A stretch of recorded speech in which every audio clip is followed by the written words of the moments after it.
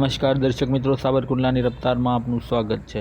આજરોજ પ્રાંત અધિકારી શ્રી ધારી અને મામલતદાર શ્રી ધારી દ્વારા ખાણ ખનીજની થતી ચોરી સંદર્ભે એક જબરજસ્ત અભિયાન હાથ ધરવામાં આવ્યું હતું।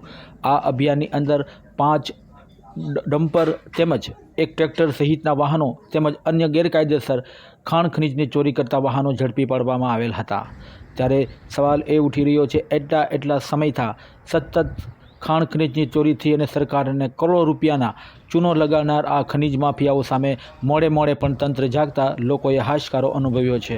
ત્યારે જોવું રહ્યું કે સરકાર દ્વારા ચલાવવામાં આવતું આ ખાણ ખનીજના માફિયાઓ સામેનું અભિયાન હવે કેટલા દિવસ સુધી ચાલશે અને કેટલા દિવસ સુધી ટકશે તેવો પણ સવાલ ઉઠી રહ્યો છે। ત્યારે ધારી પ્રાંત અધિકારી તેમજ ધારી મામલતદાર દ્વારા કરવામાં આવેલી આ સઘન કાર્યવાહીને લોકો આવકારી રહ્યા છે, તેમજ હજુમાં વધુ કડકમાં કડક કાર્યવાહી આ ખનીજ અને ભૂમાફિયાઓ સામે થાય તેવી પ્રચંડ લાગણી લોકો કરી રહ્યા છે। Bureau report Sanjay Vaghela, સાવરકુંડલાની રફતાર।